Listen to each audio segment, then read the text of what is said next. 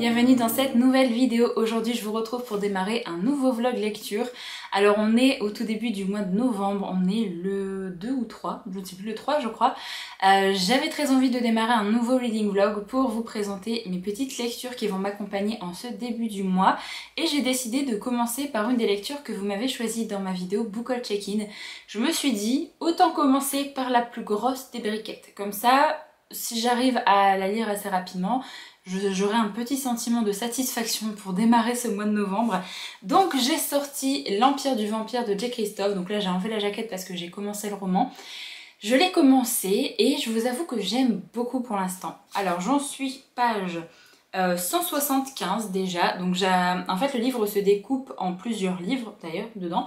Et là je suis arrivée à la au deuxième livre. Alors j'aime beaucoup ce que je lis, je suis très contente parce qu'en fait on part dans un style qui me rappelle un petit peu Le Nom du Vent par rapport à la façon dont l'histoire est racontée, vu qu'on va suivre Gabriel de Léon qui au tout début du roman en fait est emprisonné par des vampires, et il va y avoir un vampire qui est une sorte de scribe en fait qui va arriver et qui va vouloir entendre toute l'histoire de Gabriel de Léon, vu qu'apparemment c'est le dernier de son ordre. En fait il faisait partie, enfin il fait encore partie, d'une sorte d'ordre qui chasse les créatures un peu de la nuit, les créatures comme les vampires justement. Donc le vampire vient récolter un petit peu toute l'histoire de Gabriel de Léon. Alors lui il se demande pourquoi en fait on veut avoir son histoire, même si c'est le dernier de son ordre. Bon, il comprend un petit peu, mais en même temps il se demande si c'est pas lié à un certain objet qui a l'air hyper important, qui est le Graal bien sûr, mais on sait pas vraiment ce qu'il fait, donc on ne sait pas vraiment pourquoi il chercherait cet objet là.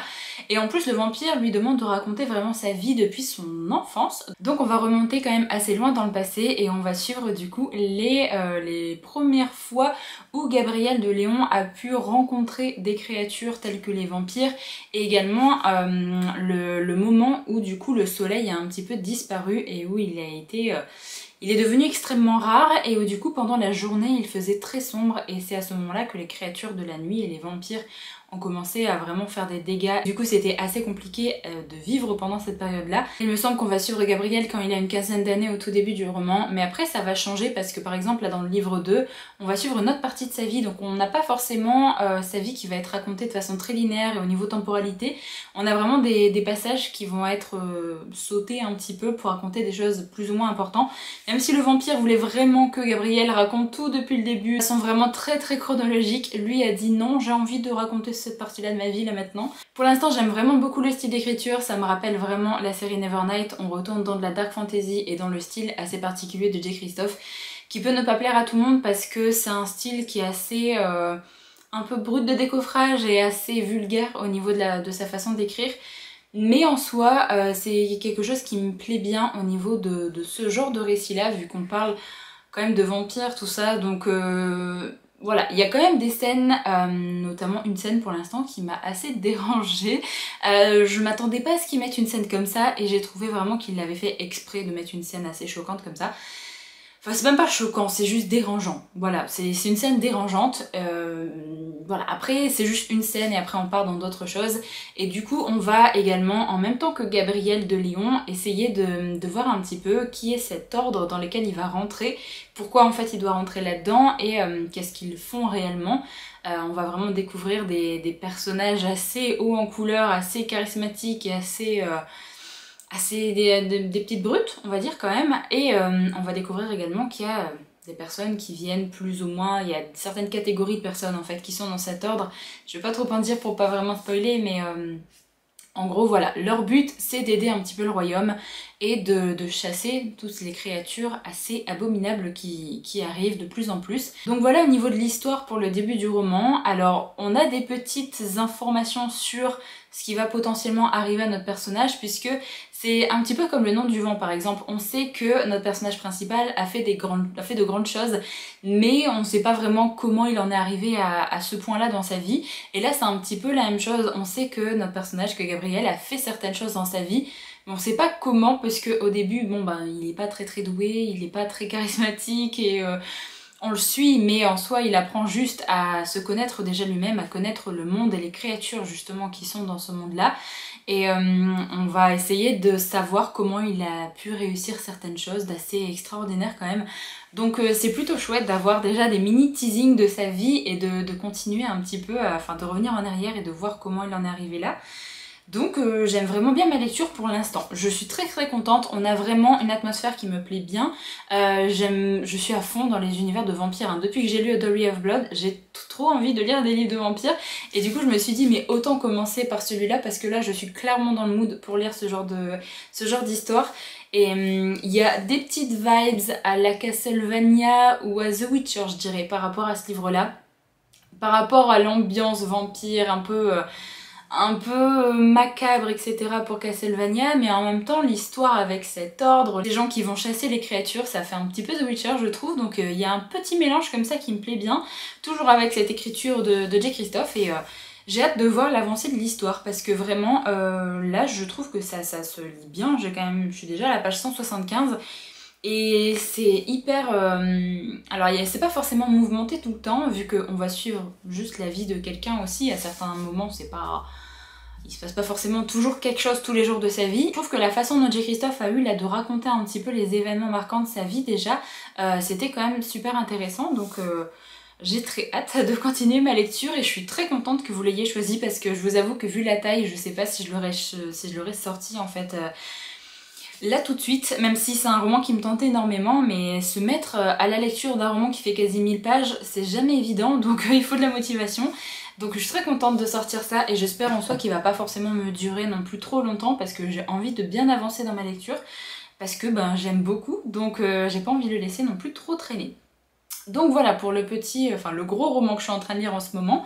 La lumière est en train de se faire la malle, on adore. Sinon je suis allée m'acheter des petits mangas là ce matin en librairie et je pense que je vais lire ça aujourd'hui. Je pense que je vais essayer d'avancer d'une centaine de pages dans l'Empire du Vampire là aujourd'hui. Puisque là on est vendredi en milieu d'après-midi et du coup j'ai l'après-midi, là la fin d'après-midi et la soirée de libre, donc je vais me mettre à la lecture, me poser tranquillement.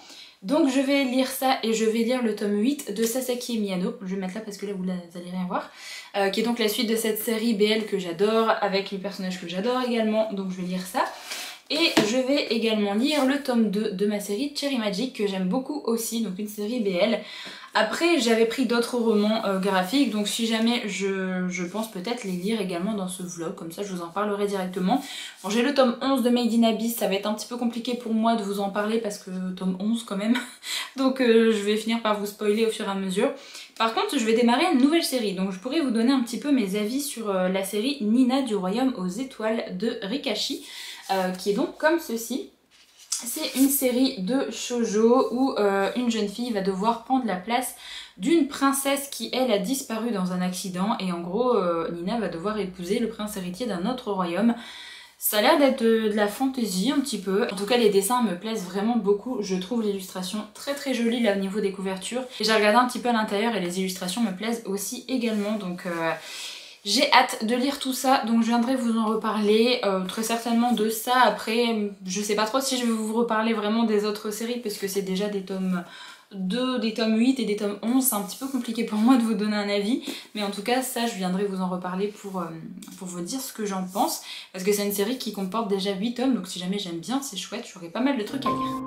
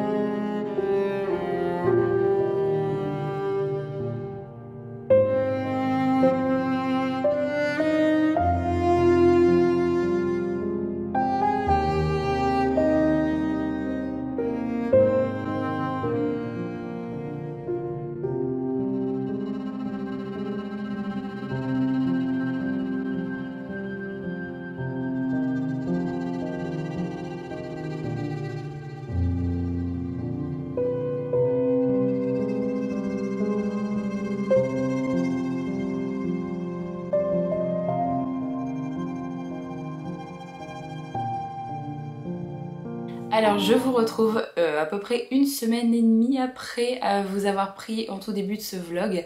Si jamais vous avez suivi un petit peu, vous savez que la santé n'a pas été très présente là pendant le début du mois de novembre.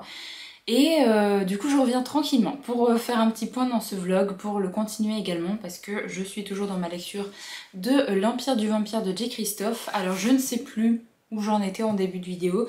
Là je suis quasiment à la moitié, je suis page 434. J'ai pas beaucoup avancé depuis la dernière fois parce que je n'arrivais pas à lire tout simplement. J'ai lu pas mal de graphiques, mais j'ai juste recommencé cette lecture hier et là je vais enfin reprendre ma lecture de L'Empire du Vampire qui pour l'instant est vraiment une excellente lecture. Je passe vraiment un excellent moment avec cette lecture. J'adore, vraiment j'adore le style, j'adore l'histoire, j'aime beaucoup la façon dont c'est raconté. Alors c'est clair que c'est assez vulgaire la façon dont c'est écrit, mais c'est l'écriture de J. Christophe après qui est comme ça aussi dans ses histoires de fantasy. Surtout que là c'est de la dark fantasy, du coup voilà. Mais j'aime vraiment beaucoup, je trouve ça assez intriguant, j'aime beaucoup les personnages. Franchement je peux pas vous dire grand chose sur l'histoire, mais à part qu'on continue à suivre l'histoire de Gabriel de Léon et qu'on a plusieurs temporalités, du coup je trouve ça très chouette d'avoir une temporalité où il était beaucoup plus jeune, où du coup il va apprendre un peu à se connaître, à connaître un petit peu ses capacités aussi, et une temporalité où du coup il est déjà beaucoup plus vieux, il a quand même pas mal d'années de service on va dire, contre les créatures un peu de la nuit, tout ça. J'aimerais vraiment bien avoir plusieurs temporalités. En plus on a la petite temporalité où il est enfermé en fait avec le vampire, où il raconte son histoire. Donc on a 3 temporalités différentes, mais en soi la temporalité où il raconte son histoire c'est pas non plus celle qui est la plus exploitée, c'est vraiment les 2 autres. J'aime vraiment beaucoup les personnages qu'il rencontre. On a des personnages, on sait en fait qu'ils vont avoir de l'importance dans sa vie et c'est vraiment trop bien de voir comment il les a rencontrés et qu'est-ce qui s'est passé en fait dans sa vie après qu'il soit proche d'eux. Donc j'ai vraiment très hâte d'avancer dans ma lecture.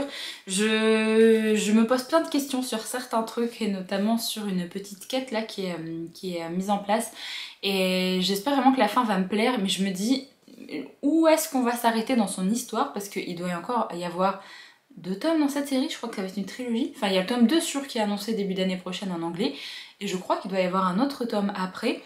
Et je me dis mais qu'est-ce que l'auteur va encore nous raconter en fait, parce que là on va déjà balayer vraiment pas mal de temps de sa vie aussi, donc je sais pas, je me pose plein de questions par rapport à la dernière partie de ce roman, parce que là j'entame du coup la deuxième moitié.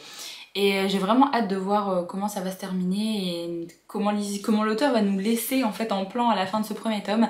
Et j'espère vraiment que la traduction du tome 2 arrivera assez rapidement l'année prochaine après la sortie en VO.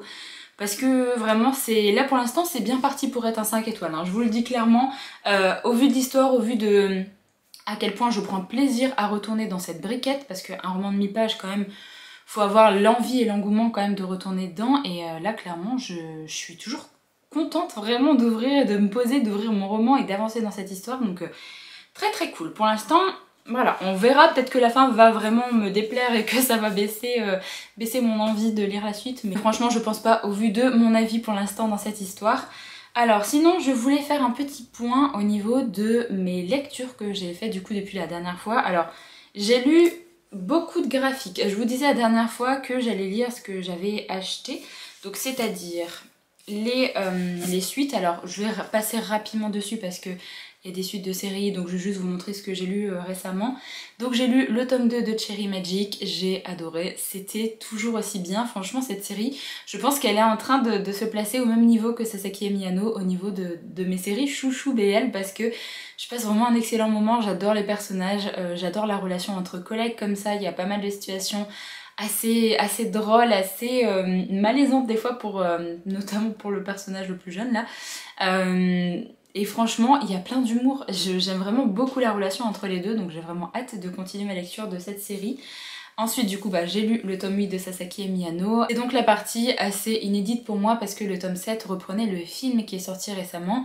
Et là, du coup, c'est vraiment totale nouveauté et j'ai vraiment beaucoup aimé parce que je dirais que si on était dans un shonen, on démarre un nouvel arc, on va dire, puisque là en fait il y a un des 2 personnages qui n'est plus au lycée, donc ça va être une relation assez différente de ce qu'on a connu pour l'instant, et j'aime vraiment beaucoup pour l'instant, donc j'ai hâte d'avoir le tome 9. J'ai lu la suite de Made in Abyss, alors avec le tome 11. Par contre je vous avoue que je ne sais pas par où est parti l'auteur, j'ai pas compris en fait, il a mis en place des personnages.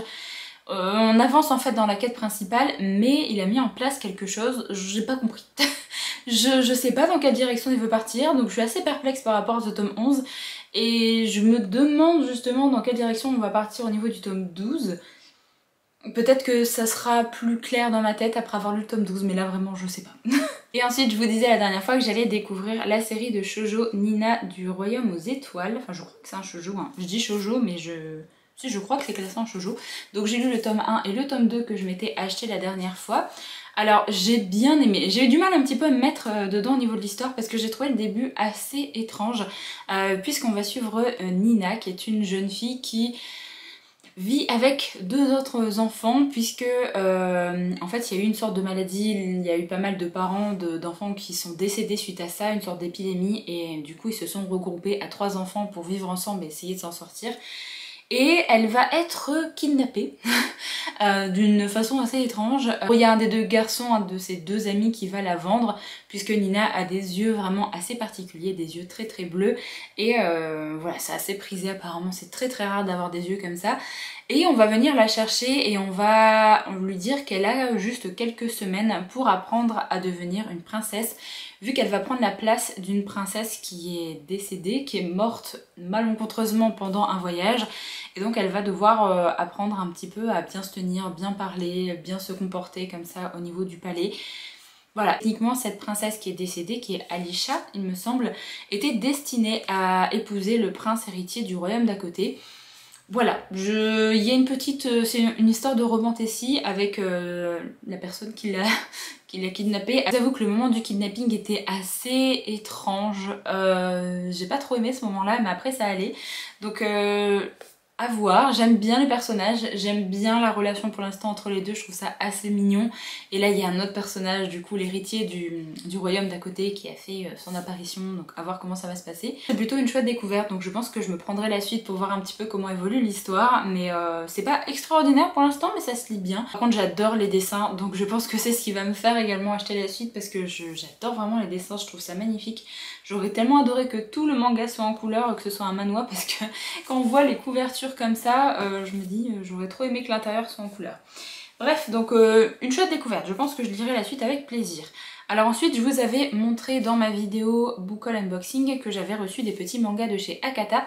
Alors celui que j'avais demandé, c'est Old Fashioned Cupcake with Cappuccino, qui est la suite de Old Fashioned Cupcake, donc si jamais vous voulez lire celui-là, il faut lire ça avant. Ici en fait on démarrait une petite relation entre 2 collègues qui n'ont pas du tout le même genre de vie. Un des 2 qui est quand même plus vieux que l'autre, donc on a une relation entre collègues et en même temps la différence d'âge qui va se mêler un petit peu à ça.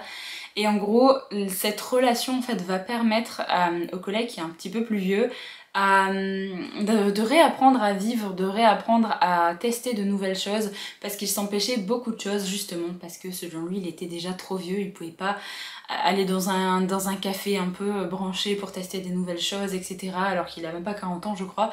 Il s'interdisait vraiment beaucoup de choses et du coup ça va l'épanouir un petit peu d'avoir cette relation. Et là du coup on a la suite de cette relation dans celui-là. Pas forcément rentrer dans les détails parce que c'est vraiment la suite du premier tome, mais on a toujours cette relation qui va évoluer et il y a d'autres problématiques en fait qui vont être amenées là dans ce roman, et notamment des problématiques liées à leur travail puisque on est au Japon et que déjà sortir avec un ou une collègue c'est pas forcément évident. En plus de ça, assumer une relation comme ça entre 2 hommes c'est pas forcément évident non plus. Donc on va suivre ça là-dedans et franchement c'était trop cool, j'ai adoré les retrouver, j'ai adoré retrouver cette relation et je pense que le premier reste mon préféré, mais j'ai vraiment beaucoup aimé ma lecture de cette suite également. Ensuite ils m'ont envoyé Scrum Blues de Main March alors là c'est 2 titres que j'avais pas demandé mais qui sont 2 romans one shot BL, donc des choses qui peuvent me plaire aussi. Cette histoire ici on va suivre 2 personnes qui vont également devoir travailler ensemble. Il y a un musicien qui est devenu populaire assez rapidement, qui veut sortir en fait un nouvel album, et il y a l'entreprise de ce jeune homme qui va être embauché pour faire le design de son nouvel album puisque les autres entreprises qui ont essayé de faire le design ont été rejetées par le musicien. L'entreprise de ce jeune homme va essayer de mettre en place un design qui pourrait plaire au musicien et en fait ils vont se rapprocher tous les 2 et ils vont découvrir un petit peu qu'ils ont des choses en commun, tout ça. Je vous en dis pas plus parce que vraiment c'est uniquement le pitch de base là de cette histoire. J'ai plutôt bien aimé, je trouvais que c'était rapide, j'aurais limite bien aimé qu'il y ait 2 tomes parce que j'ai trouvé que la romance était assez rapide et que on n'a pas trop eu le temps de s'attacher au personnage. C'était vraiment trop rapide par exemple. Ou alors il faudrait qu'il soit plus long. Enfin j'ai bien aimé, j'ai trouvé que c'était sympathique. J'ai plutôt bien aimé les dessins aussi. Rien qui m'a dérangé au niveau de la relation, tout ça. Donc c'était plutôt une bonne découverte. Et après j'ai lu du coup Attrape-moi si tu peux de Tang Quan. Alors je suis plutôt mitigée là par rapport à celui-là parce que en gros c'est des petites nouvelles. En fait on a une histoire où on suit une romance, après on passe à une autre histoire, après on retrouve les autres personnages et après on retrouve les autres personnages, enfin les histoires et les passages sont un petit peu entremêlés comme ça. Il y a une histoire de romance avec un stalker. Pas trop aimé, vraiment c'est pas trop mon truc les histoires de stalker comme ça, je trouve ça directement malaisant et c'est pas quelque chose qui me plaît. C'est d'ailleurs avec les deux personnages là de la couverture. Après par contre il y a une histoire un peu friends to lovers, donc des deux personnages qui se connaissaient à l'école, qui sont devenus meilleurs amis et là ils s'avouent un petit peu leurs sentiments. Cette histoire là m'a beaucoup plus plu parce que c'est plus le genre de romance et le genre de relation que j'apprécie lire, donc c'était quand même sympa à découvrir, mais juste la relation avec le stalker, c'était pas trop mon truc, vraiment. J'étais un petit peu en mode ouh là, non c'est pas ce que j'aime bien lire en fait en romance, donc c'est quand même sympa à découvrir comme manga, mais juste la relation avec le stalker, moi personnellement c'est pas du tout mon délire, donc voilà, j'ai pas trop aimé cette partie là. Sachez que pour celui-là par contre il y a des scènes explicites, alors que dans les autres romans il y en a pas. Il me semble non qu'il y en a pas, donc là vraiment c'est scène explicite, voilà, je peux me permettre pour ne pas rentrer dans les détails. Donc voilà, ça c'était pour le petit point sur tous les mangas que j'ai lus récemment. Donc comme je vous l'ai dit, j'arrivais pas forcément à faire de grosses sessions de lecture de romans, donc je me suis lu tous ces mangas depuis la semaine dernière, voilà, au moins ça m'a permis de pas les faire traîner, donc ça c'est plutôt cool. Et alors je voulais vous parler rapidement également des lectures que j'ai pu faire avant la fin du mois d'octobre, parce que de base je pensais vous faire un update et en fait je me dis que j'ai pas assez de lecture pour vous présenter ça dans un update et j'ai pas envie de faire traîner ça encore trop longtemps parce que sinon je vais jamais vous en parler et je vais tout oublier, voilà. Donc, je vais commencer avec le roman de Brandon Sanderson que j'ai lu, c'est L'Ensoleillé, qui est donc le 4e projet secret, le tout dernier projet secret de l'auteur. Déjà ça j'étais trop triste vraiment de me lancer dans cette histoire en sachant qu'il n'y allait plus avoir de projet secret après. Mais il y aura toujours des livres de Brandon Sanderson. Il faut que je me raccroche à ça, c'est que j'ai encore des petites choses à découvrir de lui et il y a des petites choses qui vont sortir également prochainement, donc... Voilà, c'est juste son année là, Sanderson, qui est terminée. Je suis assez contente d'ailleurs d'avoir lu les projets secrets vraiment quasiment à chaque fois à leur sortie parce que je voulais pas forcément laisser traîner ça. Vu que c'est l'un de mes auteurs chouchous en fantasy, je voulais vraiment prendre le temps à chaque fois de découvrir ces projets secrets.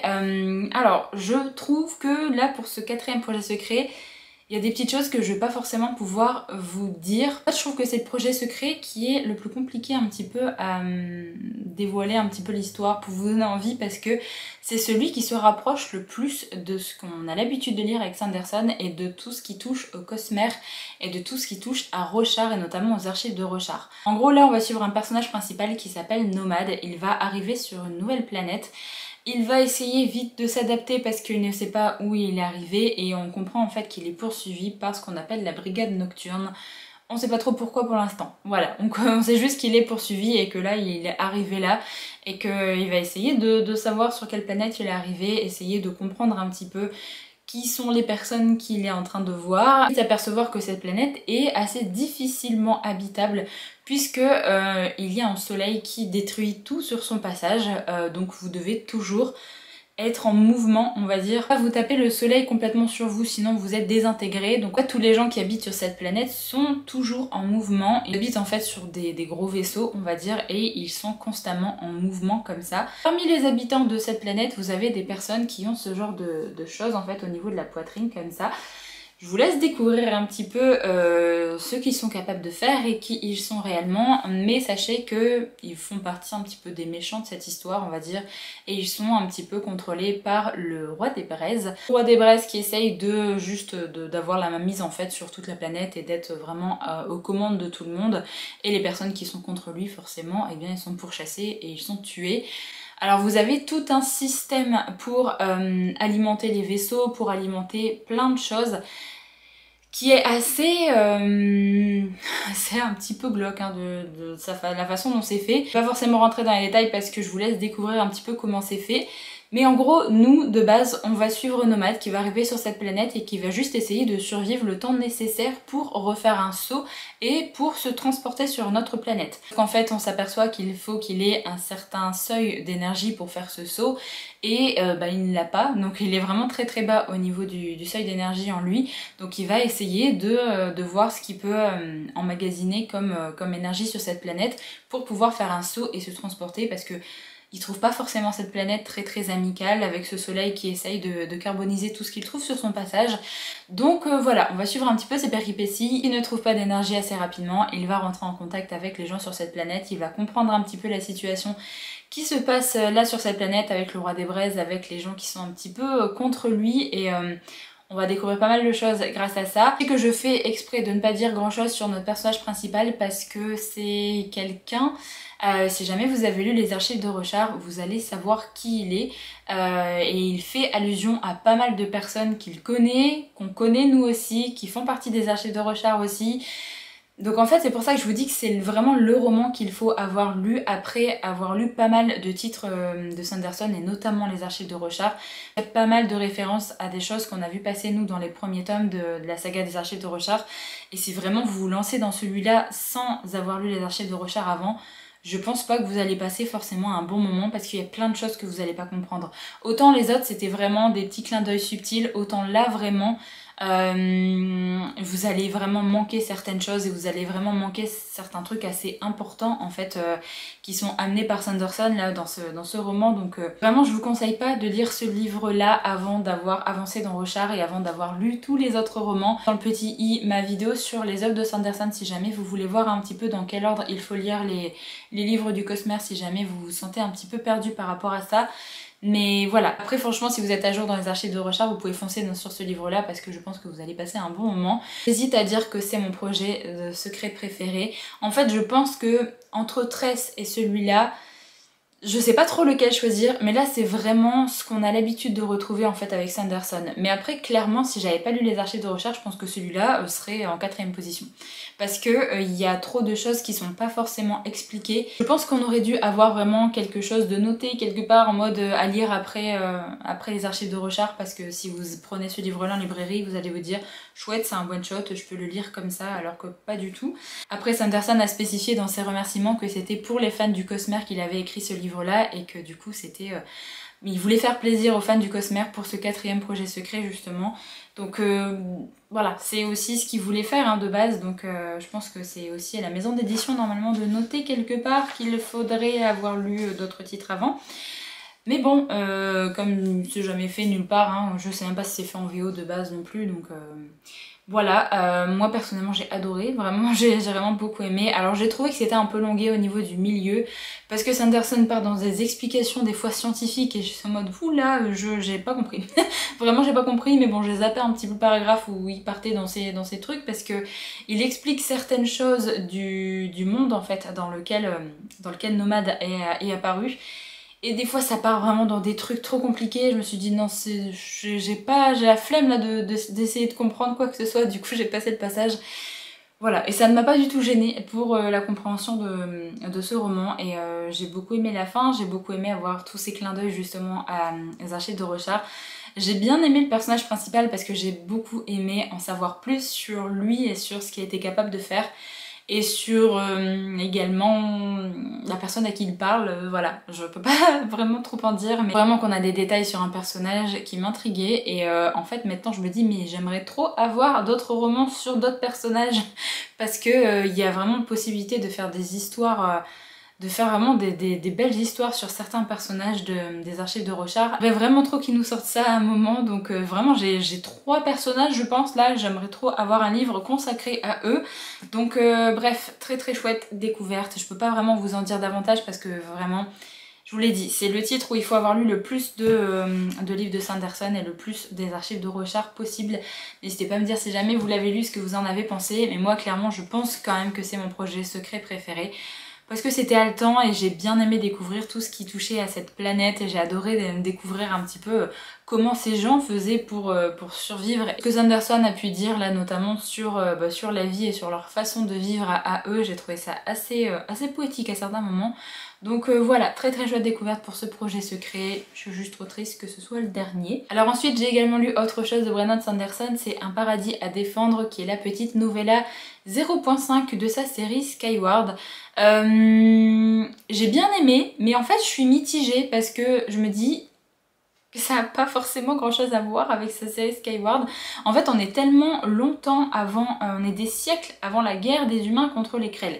Donc des siècles avant le premier tome de Skyward. C'est assez difficile à imaginer en fait comment ça se déroulait à cette période-là. Donc nous on a l'habitude de ce qui s'est passé dans la série Skyward et là on est des siècles auparavant. Je pense qu'en soi je vais vous lire le résumé qui est derrière la 4ème de couverture parce que je vais avoir peur de vous spoiler les événements parce que la nouvelle fait 90 pages. Donc on nous dit des siècles avant la guerre des humains contre les Krell, la compagnie téléphonique qui conserve jalousement la technologie des communications supraléminiques et contrôle ainsi tous les échanges avec les extraterrestres envoie Jason Wright, un de ses agents, sur une plateforme spatiale afin d'enquêter sur la disparition d'une scientifique qui vient d'être retrouvée amnésique. À son arrivée, un autre événement retient son attention, la découverte du cadavre d'un ambassadeur Varvax. Cet assassinat pourrait en effet avoir des conséquences désastreuses pour la Terre. Une histoire qui se lie d'une traite pour découvrir l'univers de Brandon Sanderson ou pour prolonger le plaisir de s'y immerger. En fait, il me semble que cette nouvelle-là, il l'a écrit il y a très très longtemps, même avant même d'avoir commencé sa série Skyward. Et du coup, je vois juste pas le rapport en fait avec sa série. Genre vraiment, c'était tellement à part par rapport à ce qu'on a pu retrouver. Alors, il y a des petites choses qu'on retrouve, mais en gros, c'était plus une petite enquête, une petite résolution d'enquête. Et ça part dans quelque chose d'autre au niveau de la résolution, mais c'était sympathique à lire. Voilà, c'était sympathique à lire, mais je m'attendais pas du tout à ça. Moi, je m'attendais vraiment à avoir quelque chose de beaucoup plus lié à la série Skyward, en fait, que je connais. Donc, j'étais perplexe. Quand j'ai lu ces livres-là, je pense que les autres novellas qui sont dans le recueil de nouvelles Mission Stellaire, bah là, seront beaucoup plus proches de ce qu'on a lu, en fait, dans Skyward, vu que ça se passe entre le tome 2, tome 3, enfin, ce genre de choses. Donc, je lirai les autres avec plaisir. Donc là, c'était chouette, j'ai bien aimé, mais c'était tellement différent de ce que l'auteur pouvait faire dans sa série Skyward que j'avoue que ça m'a un petit peu déstabilisée. Ensuite, le dernier roman que j'ai découvert, c'est Upgrade de Blake Rouch. J'avais tellement hâte de lire ce livre-là. Blake Rouch, c'est un de mes auteurs préférés en thriller science-fiction et je suis trop contente parce que j'ai adoré ce livre-là aussi. Alors, je pense que c'est peut-être celui que j'ai le moins aimé parmi les 3 que j'ai lus, mais j'ai quand même beaucoup aimé ma lecture. Là, en fait, on part encore dans un mélange de SF et de thriller. C'est toujours aussi haletant et toujours aussi addictif au niveau de cette lecture. C'est vraiment ce que j'adore avec cet auteur, c'est qu'il amène vraiment un sujet scientifique, il amène quelque chose ou alors un événement de SF et il nous fait un thriller hyper haletant autour de ça et du coup ça passe crème, vraiment ça se lit tout seul. Là en fait dans cette histoire on va suivre Logan Ramsey qui est agent fédéral et en gros son boulot c'est de traquer un petit peu les laboratoires clandestins qui n'hésitent pas à faire des tests sur des manipulations génétiques. En gros il faut savoir que il y a eu des années auparavant quelqu'un qui a réussi à développer quelque chose, on va dire, au niveau manipulation génétique pour améliorer le quotidien de certaines personnes, sauf que ça a dégénéré, ça a créé une très très grande famine et il y a énormément de personnes qui sont décédées suite à ça. Et puis tout ce qui touche aux manipulations génétiques, on essaye vraiment de contrôler tout ça pour plus que ça parte dans des situations incontrôlables comme ça et que ça fasse des milliers de morts. Donc le but en fait de Logan, c'est ça Logan, c'est de trouver les laboratoires clandestins qui font ce genre de choses pour essayer d'arrêter ça avant qu'il ne se passe quelque chose de dramatique. Mais lors d'une de ces missions, ça va mal se dérouler et en gros il va être contaminé par quelque chose, on ne sait pas quoi. Bon, il y a eu comme une bombe qui a explosé et lui en fait c'est celui qui a été le plus touché. Au début ces médecins vont s'apercevoir qu'à part les blessures de la bombe, ils ne trouvent rien de spécial et en fait au fur et à mesure des mois qui passent, des semaines qui passent, il va s'apercevoir que ses capacités ont changé, il va avoir de plus en plus de facilité pour faire plein de choses. Il va lire extrêmement vite, il va se souvenir également de certaines choses mais très très rapidement et de façon extrêmement précise. Par exemple, il va se dire il y a 20 ans qu'est-ce que je faisais et il va se souvenir de la journée, de ce qu'il a fait, de tout ce qu'il a fait pendant la journée, de quelle odeur il a pu sentir, vraiment des choses très très très détaillées. Il va également voir que ses capacités physiques ont également augmenté. tourmenté et en gros les personnes de son boulot vont finir par venir le chercher et venir le mettre en prison pour l'étudier et pour savoir ce qui s'est passé. Parce que eux de base n'ont rien remarqué après justement l'incident qui s'est passé plusieurs mois auparavant, donc ils pensent que potentiellement Logan s'est infligé ces modifications génétiques là, donc on va essayer de découvrir ce qui est vrai, ce qui est faux et qui a pu en fait faire ce genre de bombe et pourquoi avoir ciblé potentiellement l'équipe de Logan. Au niveau du pitch on part sur ça, sachez que il va finir par partir de l'endroit où il est, finir par découvrir pas mal de petites choses sur qui aurait potentiellement fait ça et ce qui s'est réellement passé, des choses qu'il pensait vraies qui au final sont fausses. On a beaucoup de retournements un petit peu de situation comme ça. Franchement ce que j'ai adoré dans le roman c'est que ça se dévore, ça se lit tout seul et à chaque fois que l'auteur amène vraiment le côté scientifique. Donc là je pense qu'il faut aimer quand même un minimum la biologie ou alors être très curieux niveau scientifique, mais sachez que si jamais vous n'avez pas de notion là-dedans, l'auteur fait un petit peu comme de la vulgarisation scientifique dans ses romans et il explique quelque chose d'assez technique mais après hop il explique un petit peu de façon vraiment très compréhensible ce qui s'est dit en fait juste avant et moi j'adore, je trouve que ça permet vraiment de découvrir plein de thématiques différentes. Alors moi je connaissais pas mal de petites choses niveau biologie mais il y a des choses très poussées que je ne connaissais pas et du coup forcément on a des explications au fur et à mesure et c'est vraiment ce que j'adore avec l'auteur, c'est qu'il amène vraiment un sujet scientifique et il nous permet de comprendre vraiment certaines choses. Et là justement dans le roman il parle un peu des dérives qu'on pourrait avoir dans notre monde à nous si jamais il y avait des manipulations génétiques qui commençaient à partir un petit peu en live et qu'on ne contrôlait pas forcément ça très bien. Je trouve ça assez chouette qu'ils mettent ça en place également parce que les manipulations génétiques de toute façon ça existe déjà, on verra comment ça se passe dans le futur également, mais potentiellement ça peut finir par partir très loin si jamais c'est pas contrôlé. Et donc là c'est un petit peu ce qu'il met en évidence dans son roman et franchement j'ai trop aimé.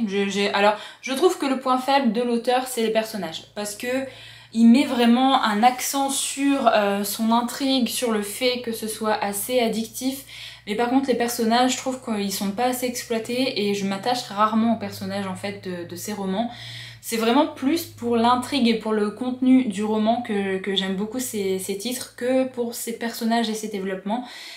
Voilà, parce que là vraiment Logan, je me suis pas attachée à lui, les personnages secondaires, ils passent, je m'attache pas à eux. Vraiment pas vous attendre à vous attacher énormément aux personnages dans ces romans. Si jamais vous aimez les thrillers et que vous êtes assez curieux ou que tout ce qui est scientifique ça vous intéresse aussi, franchement vous pouvez foncer sur ce roman. On découvre pas mal de petites choses et c'était vraiment très intéressant et très haletant. Très contente d'avoir découvert le nouveau roman de Blake Rouch et j'ai déjà hâte d'avoir sa prochaine parution. Je crois que c'est prévu en anglais l'année prochaine mais il nous faudra attendre bien sûr que ce soit traduit. Voilà pour ma lecture de ce roman, je suis très contente de ne pas l'avoir laissé traîner dans ma pile à lire parce que c'était un des romans que j'ai commencé directement dès sa réception parce que je voulais trop savoir si j'allais aimer autant ce roman que les deux autres. Alors comme je vous l'ai dit c'est peut-être celui que j'ai moins aimé parce que il part vraiment des fois dans des trucs très scientifiques mais les autres sont peut-être plus abordables si jamais vous n'êtes pas forcément très familier ou familière au niveau scientifique, mais là c'est vrai que c'est un peu plus poussé que ces deux autres romans. Je pense que j'ai largement assez parlé là pour ce vlog, je vais m'arrêter ici et du coup je reviendrai vous voir quand j'aurai terminé l'Empire du Vampire pour vous donner un petit peu mon avis final dessus. Alors je reviens pour clôturer ce vlog et vous donner mon avis final sur l'Empire du Vampire de Jay Kristoff. Je l'ai terminé et franchement c'était un gros coup de cœur. C'était une lecture incroyable, voilà, une lecture incroyable qui m'a happée dès les premières pages. J'ai adoré me plonger dans cette histoire, j'ai adoré suivre tous les événements de la vie de Gabriel de Léon, j'ai adoré les doubles temporalités, enfin même la triple temporalité, mais il y a vraiment deux temporalités qui sont vraiment plus accentuées. J'ai adoré tout le world building qu'il a mis en place avec les vampires. On va dire qu'il y a des vampires qui sont assez différents entre les hauts sangs et les petits vampires un petit peu de basse extraction on va dire. Il y a comme des familles aussi. Il y a vraiment tout un lore qu'il a mis en place là pour les vampires et pour vraiment expliquer pourquoi il y en a qui sont plus dangereux que d'autres. C'était absolument génial, j'ai adoré ça. Je trouve qu'on arrive à comprendre vraiment très vite justement les différentes sortes de vampires, qui est qui. J'ai adoré tous les personnages secondaires que Gabriel de Léon va découvrir et va rencontrer au fur et à mesure de sa vie. Que ce soit dans la temporalité où il est plus jeune, où il va rentrer du coup dans l'ordre, ou alors dans la temporalité où il est beaucoup plus vieux et il va rencontrer des nouvelles personnes et revoir des anciennes connaissances aussi. C'était trop bien. Franchement, les personnages secondaires sont extrêmement bien construits, sont bien développés, ils ont vraiment une réelle importance dans l'histoire aussi. On a vraiment des petites scènes qui sont crève-cœur parce qu'on s'attache tellement aux personnages que du coup, dès qu'il se passe la moindre petite chose, voilà, j'ai failli pleurer quand même à 2 moments dans l'histoire. Il y a une partie de la fin qui se laisse deviner assez rapidement. Il y a une autre partie, je trouve, qui est quand même assez chouette à découvrir et je ne m'y attendais pas du tout. Et c'est pour ça que ça me fait penser un petit peu au Nom du vent en fait de Patrick Rothfuss, parce qu'on a vraiment ce premier tome qui va nous raconter une grosse partie de la vie quand même de Gabriel de Léon, mais on n'a pas non plus toute sa vie et j'ai l'impression que ça va être avec le tome 2 et le tome 3 une autre nuit où il va du coup raconter un petit peu ses aventures en soi au vampire qui est avec lui et qui va noter un petit peu toute sa vie.